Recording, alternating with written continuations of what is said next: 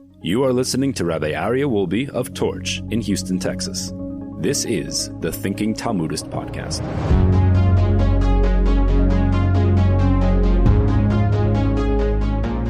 All right, welcome back, everybody, to the Thinking Talmudist podcast. We are on page 98a, towards the bottom of the page, in Tractate Sanhedrin. The Gemara discusses a verse that refers to the redemption, and that is in Isaiah. It says, Ani Hashem bi'ita achishana. I, Hashem, in its time, I will hasten it. And that's referring to the coming of Messiah. The Gemara now explains. Omar Rab Alexandri says, Rabbi Yehoshua ben Levi Rami. Rabbi Yehoshua ben Levi noted a contradiction. Ksiv bi'ita. It says on one hand that in its time, which implies that the redemption will occur in its preordained time. Viksiv achishena. And it is also written on the other hand, I will hasten it, which implies that God will bring the redemption before its preordained time. So is it at a set time that the Messiah will come, or is it hastened and it's going to come sooner than its preordained time? So Rabbi Yehoshua ben Levi resolves the contradiction as follows. He says, Zachu achishana, lo zachu be'ita. If the Jews are deserving, then Hashem says, I will hasten the redemption. But if they are not deserving, then the redemption will come in its time. So what do we know? We see here that really God already preordained the time that Mashiach will come. But if we are able to merit a speedier, earlier time for Mashiach to come, then Hashem will hasten that time. But that's only if we merit towards. Another contradiction posed by Rabbi Yehoshua ben Levi. Amar Rabbi Alexandri said, Rabbi Yehoshua ben Levi, Rabbi Yehoshua ben Levi noted a contradiction. Ksiv, va'aru im ananei shmayo kvar enosh ata. On the one hand, it is written, and behold, with the clouds of heaven, one like a man came, which implies that the Messiah will come swiftly. V'ksiv, and it says right after that, Oni v'roichev al chamor. But on the other hand, it is written that a humble man riding on a donkey, which implies the Messiah will come sluggishly on a donkey. Donkeys are not known to be the fastest of animals. So Rabbi Yehoshua ben Levi resolves the contradiction as follows. He says, Zachu im ananei shmaya. If the Jewish people are deserving, Messiah will arrive with the clouds of heaven. You'll suddenly see Messiah in the clouds. But im lo zachu, but if they're not deserving, then Mashiach will come riding on a donkey. Mashiach will come riding on a donkey.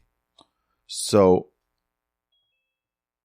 the Gemara cites a related exchange. Amar le Shavur Malkul Shmuel, King Shapur said to Shmuel, Amrisu Mashiach al Chamra Asai.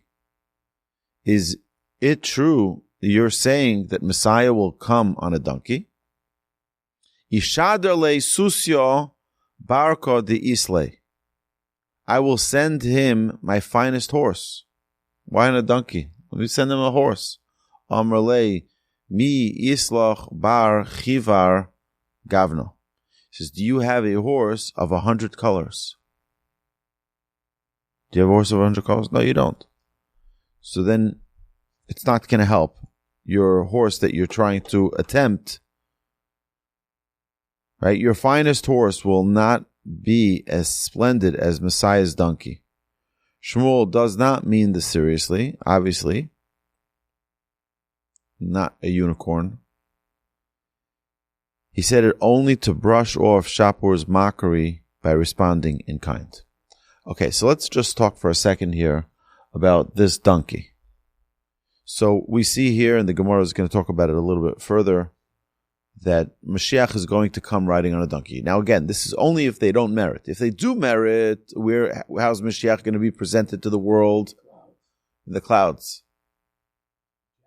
But if not, Mashiach is going to come riding on a donkey. So this is a very interesting Gemara. It's one of my favorite Gemaras. Talking about Mashiach coming on a donkey. Why is Mashiach coming on a donkey? What does Mashiach have to do with a donkey? And you know what? We're living in a real world today. We're in 2023. It's almost 2024. In 7 days, we're going to be in 2024. We have a lot of fine technology. Right, doctor? We have an electric Lexus that he can come in. He can come on a private jet. Mashiach can come in many, many different ways. But what's the choice of the Almighty? The Mashiach should come on a donkey. Why? So our sages tell us an amazing thing. What is the word chamor? Chamor means materialism. In fact, when you want to call someone silly, people use a term like a donkey. Why? Because it has no character. You see, a horse has character. It has, even if you say, well, what does a horse do? Look at it, it has a character. The donkey has no character. The donkey just schleps. It's just materialism. It's just a block of meat. Put something on its back and it'll schlep it. It doesn't have any character. It's pure materialism. What the Gemara says here, if you look, you remember the words that we just read, it says that Mashiach is going to come riding on a donkey. Why on a donkey? Because when you ride on something, you have control over something. Mashiach is going to come in a generation where we have no control over our materialism. Mashiach is going to come in a time where he's going to be able to teach us what it means to be roichev al hachamor, to be in control of the chomer. The chomer is the materialism, where he's going to teach us that we shouldn't be controlled by our materialism. Our materialism shouldn't be defining who we are, but rather we should define the materialism. We should be in control of it, and only that way are we going to be successful in really accepting Mashiach. Because it's not about it being just on a donkey, or coming on a private jet, or coming any other way. Mashiach is going to teach us the most important lesson that this generation needs. And if there's any generation that needed a lesson about control over materialism, it's this generation. So it's even more accurate than we originally thought.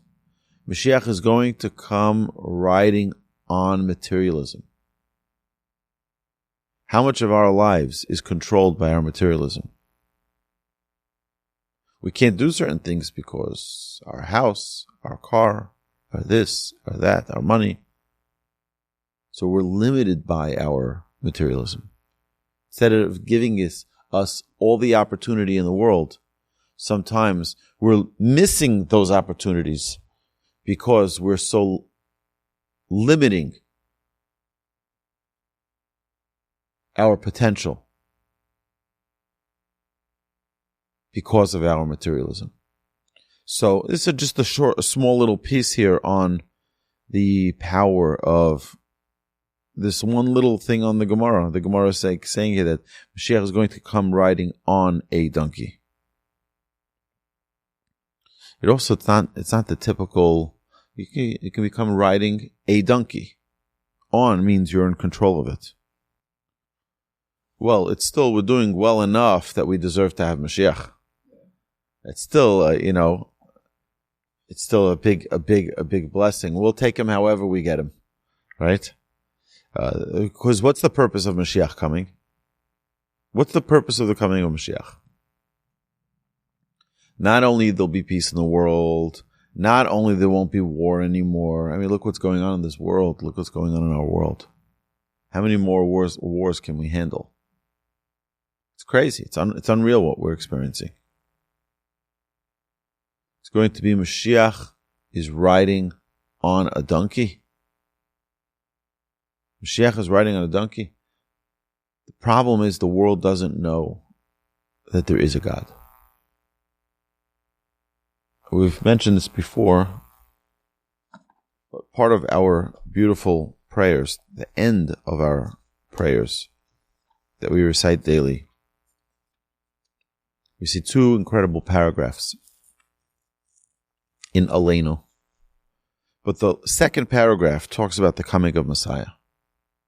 Therefore we put our hope in you, Hashem, our God, that we may soon see your splendorous might to remove detestable idolatry from this earth, and false gods will be utterly cut off to perfect the universe through the Almighty's sovereignty.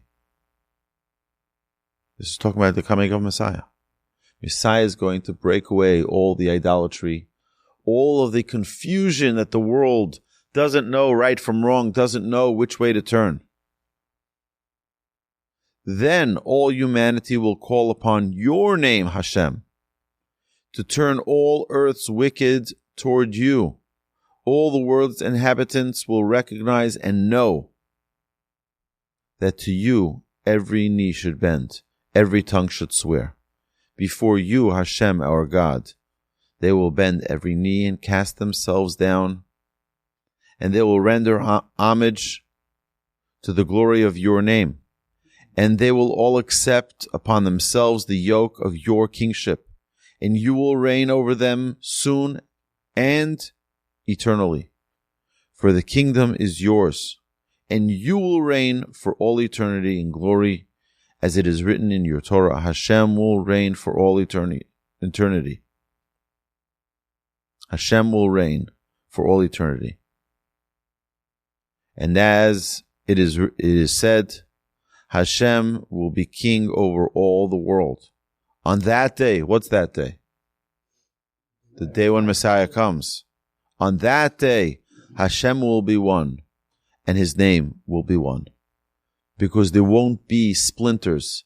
There won't be any doubts on who God is. It'll be so clear. So Messiah, sometimes people have an interesting idea of what Messiah is going to bring. What's going to happen in the time of Messiah? Very simple. We're going to have clarity. We're not going to have any doubts. We're not sure. I don't know. Maybe yeah, maybe not. Are they right? Are they wrong? Anything could be. One thing is for sure. When Mashiach comes, there will be 100% clarity. In fact, it says that the brightness of the sun will be taken out of its pouch. The sun will be taken out of its pouch.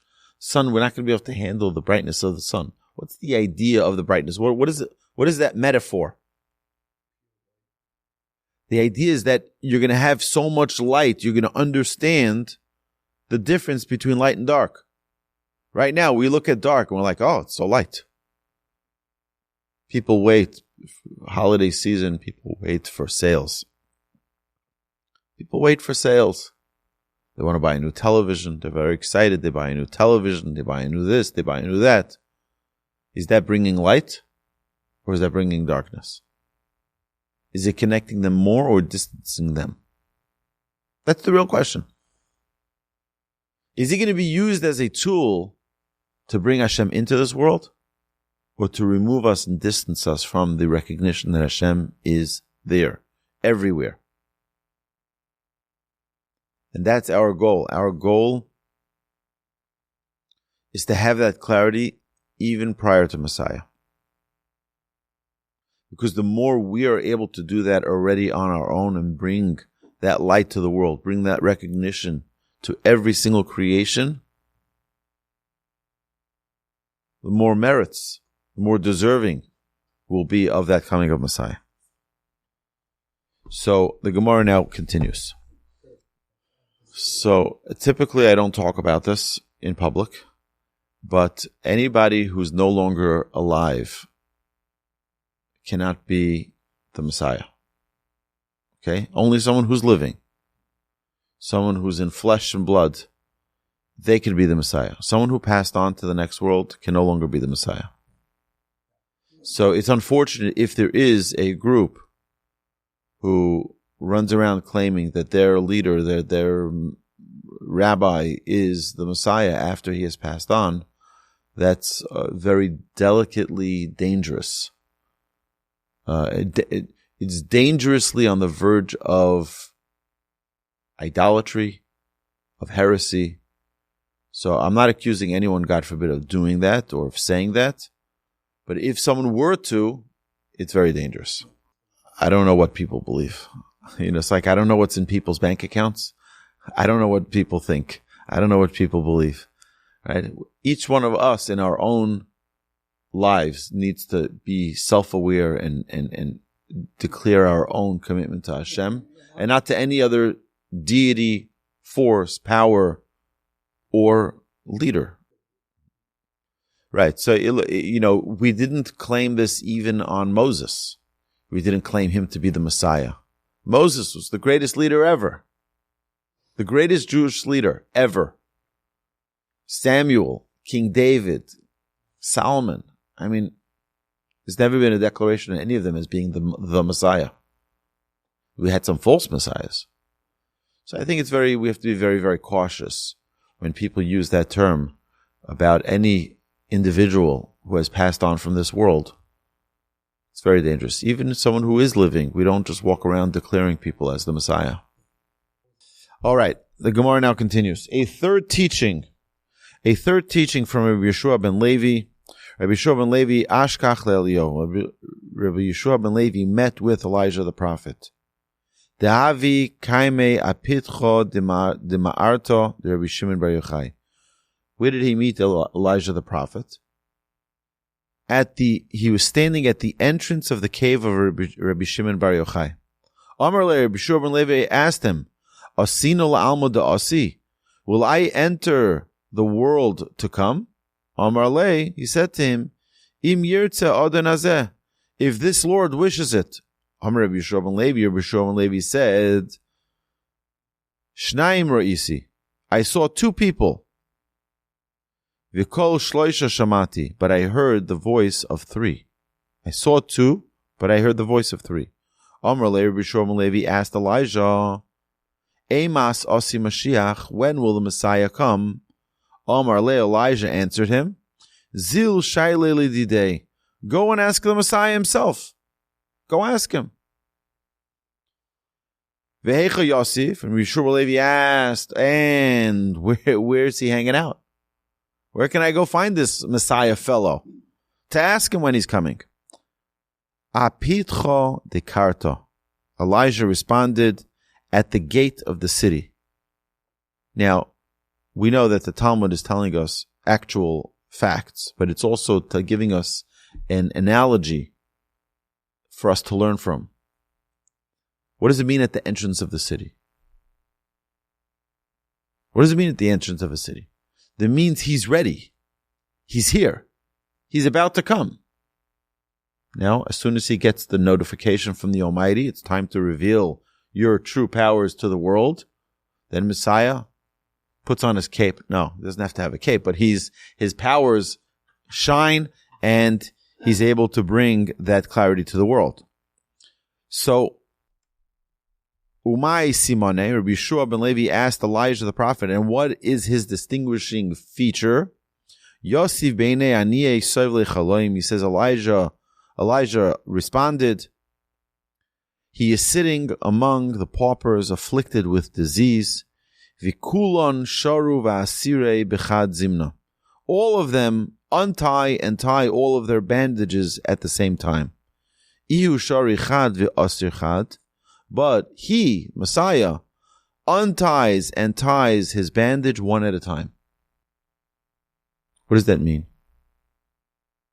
What does it mean everyone unbandages all of their bandages at once, but he does one at a time? Because he's always in a ready state. Someone who opens up all of his bandages has to reclose all of them in order to be able to get out there. But Messiah has to be ready to go at all moments, at all times. Therefore, he opens one, closes one. Opens one, closes one. Opens one, closes one. Learn the teachings of our sages, the commentaries on this Talmud. Will explain what's the significance of all of these different pieces of the story. What does it mean they have these ailments, these afflictions, these diseases that they're trying to cure? Commentaries go into that in great detail. Omar, for he says, Messiah says, Dilma miboino, I might be needed at any moment. Deloi iakev, therefore I deal with my bandages in this way so that I will not be delayed even one moment. Also, legabe, so Rabbi Yehoshua ben Levi, so now he knows exactly where he needs to go, right? So Rabbi Yehoshua ben Levi goes now to see Mashiach. He goes to the gate of the city. He went to the Messiah. Amar le, he says to him, Shalom alecha Rebbe Amori, peace be upon you, my master, my teacher. Amar le, Messiah said to Rabbi Yehoshua ben Levi, Shalom alecha bar Levi, peace be upon you, the son of Levi. Right, his name was Rabbi Yehoshua ben Levi. Yehoshua, the son of Levi. Amar le, Rabbi Yehoshua ben Levi asked him, Le'emas osimar, when is the master coming? Amar le, Messiah answered to him, also legabe, when is the master coming? Amar le, Messiah answered him, Hayoim, today. Coming today. And what do we know? Mashiach didn't come that day. Right? Because we wouldn't be learning this Talmud if he had come already. Also, legabe Elio, Rabbi Yehoshua ben Levi went back to Elijah the prophet. Amar le, he said to him, My Amalach, nu, what did Messiah tell you? Amar le, Rabbi Yehoshua ben Levi responded to Elijah the prophet, Shalom alecha bar Levi. He said, peace be upon you, the son of Levi. Amar le, Elijah said to Rabbi Yehoshua ben Levi, Avtachach lach ula'avuch ula'olmei da'asi. He has assured you and your father that you are both destined to enter in the world to come. Amar le, Rabbi Yehoshua ben Levi then said to Elijah, Shakuri kashakir bey. He says, he lied to me. Elijah, listen here. Messiah didn't say the truth. Why? The Amar li hayay masina, because he said, I am coming today. V'lo and he did not come. Amar le, Elijah said to Rabbi Yehoshua ben Levi, Hachi Amar le, Hachi Amar lach. He says, this is what he was saying to you, but you didn't listen to what he said. He said, Hayoim, today, and you turned around and left. But he was saying a verse that you didn't hear the rest of it. Hayoim im bekoiloi tishmo. Today, if you heed my voice, and this is a verse from from Psalms 95, verse 7, where the verse states that if we heed the voice of Hashem, Mashiach will come today. But if we don't, we're going to have to wait. But what happened to Rabbi Yehoshua ben Levi? He goes over to him, he says, hey, how are you? He says, Bar Levi, the son of Levi, you're here. You should be blessed. He says, okay, nu, bottom line, when are you coming? When are you going to reveal yourself? And what does he say? Hayom, today. He says, thank you so much, have a great day. Turns around and leaves. And then he says, that day, Mashiach didn't come. So he meets with Elijah the prophet subsequently and asks him, what's going on with your Mashiach fellow? He's not a man of truth. He says, no, he is a man of truth. You just didn't listen to what he said, which is a little bit telling about our generation. People could be sitting on a television set and talking, and no one's listening. No one is listening. What does it mean no one's listening? He's saying, well, I have proof for something. And he just doesn't care about the proof. He says, I'm giving you first-hand evidence to something. I don't care. We know that someone could be guilty as sin. We have evidence of the guilt. We have the banking statements. We have the money coming in from Ukraine. We know everything. It doesn't make a difference. Nobody's listening. Because everyone's just hayom. They turn around and leave. I want what I want. I want to hear what I want to hear. And I don't listen for the remaining words. Im b'koili tishmo, if you listen to his voice. If you heed the voice of Hashem, then indeed today. But the problem is no one's listening. And this is the challenge of our generation. Our generation, we need to learn to take in the messages. God is sending us messages every day. If October 7th is just an item in the news and doesn't change our lives, we're not listening to messages. If October 7th doesn't transform who we are, we're not getting the message. Yes, doctor. Correct. He was. Well, he is around today. The issue is that we're today not in a point, in a position, in a place where we're capable of communicating with Mashiach in that way. Today, so where was he? He was at the entrance of the city. Elijah told him exactly how to identify him. He says, go to the entrance of the city where all the homeless people are. And you'll see that there's, everyone's there taking care of their bandages, taking care of their diseases, taking care of whatever their illness is. He says, but you'll see one individual doesn't take care of them all. He takes care of one at a time. That's your identifier. You'll know that one is a Messiah. Well, he hasn't revealed himself then. He was present, but he hadn't revealed himself to the world. So just to give some clarification to this, my grandfather, of blessed memory, said to us on numerous occasions, he says, Mashiach, my grandmother said this to us all the time. She said, we'd come to the house. My grandmother's, after my grandfather passed away, she would say, did you see Mashiach? Like, no. Safta, we didn't. Grandmother, we didn't see the Messiah. She says, what do you mean? He's walking the streets. He's walking the streets. Open your eyes. You'll be able to see Mashiach. So, Mashiach is a human who has great powers, but is not revealing those powers till Hashem says he can. Mashiach doesn't have the right on their own will to reveal the greatness of Hashem to the world. The world has to be deserving, has to be the right point of time. And even then, like we said at the beginning of the Talmud, that's not the ideal. The ideal is that Mashiach should come not riding on a donkey, but rather in the clouds. A heavenly vision. Not something which is so materialistic. It should be a powerful vision. And we're getting more and more to a point where people can actually see miracles with their eyes. It's not something which is common. We typically don't see miracles so openly. You talk to some of the chayalim, to the soldiers in Gaza, and they tell you the miracles that they're seeing is unprecedented. It's unprecedented. The miracles that they're seeing, the open hand of Hashem, is just, breathtaking. So, but why is that happening? It's happening because hopefully we're getting to a point where that clarity is going to come together and bring us a closeness with Hashem. So we have a physical way, and then we have a spiritual way.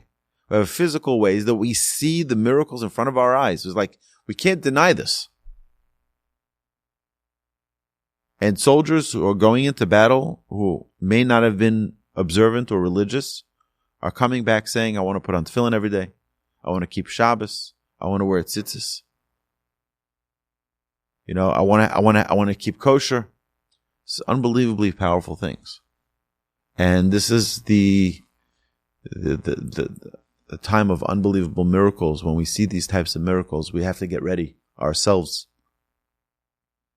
to be soldiers of Hashem as well, and to be worthy of this revelation. The Gemara relates another exchange concerning the time of Messiah's arrival.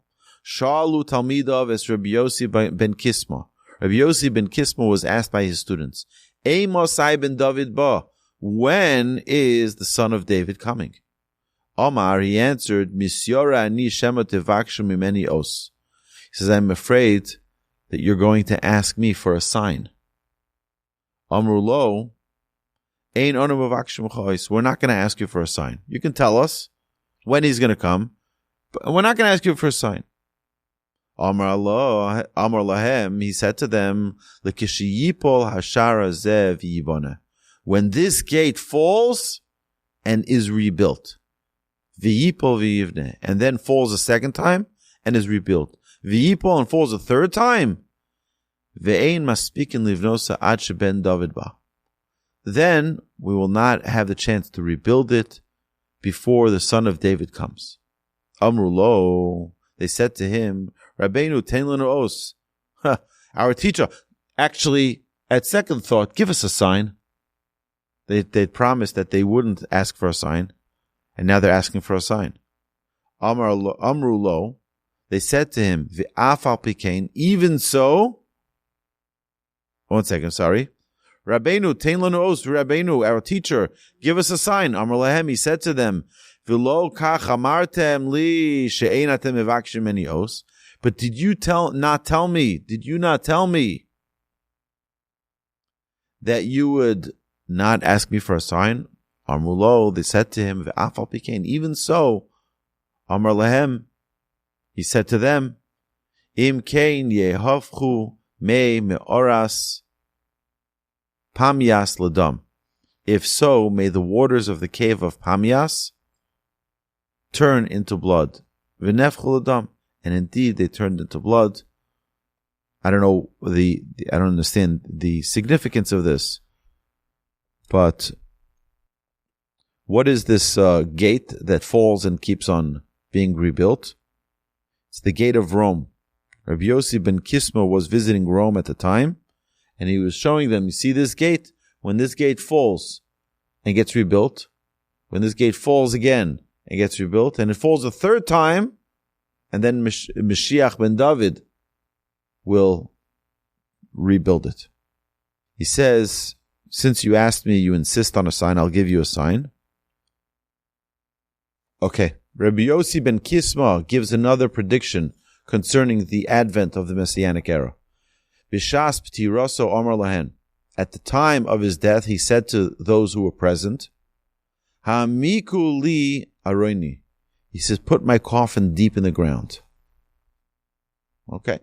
Now we're on 98b. She'ein kol dekel v'dekel shebebavel she'ein sus shel parsim niksharbo. Because there will not be a single palm in Babylonia to which a horse of the Persians will not be tethered. Ve'ein lecha kol oroin ve'oroin shebe'eretz Yisrael she'ein sus madai ocha bo teven. And there will not be a single coffin in the land of Israel out of which a horse of the Medes will not be eating straw. The army of Persia and Media will vanquish Babylonia before proceeding to conquer Eretz Yisrael in the war of Gog and Magog. Their cavalry will be so immense that it will fill the entire country of Babylonia. In Eretz Yisrael, coffins will be dug up from the ground for use as feeding troughs for their horses. Wow. So the Gemara now continues to talk about this war of Gog and Magog and the troubles that are going to befall the Jewish people. And this is relating, I think, a lot to the wars that we're seeing now going on. You have the Houthis in the south of Israel, the Yemen rebels. You have Hezbollah shooting at Israel from the north. You have Gaza from within. You have in Judea and Samaria, also from within. And now they have things happening from Syria, and you have things happening from Iraq and from Iran. And who knows, maybe they'll even be from Jordan. Maybe they'll jump into the party against the Jews. And maybe the Egyptians will also do that.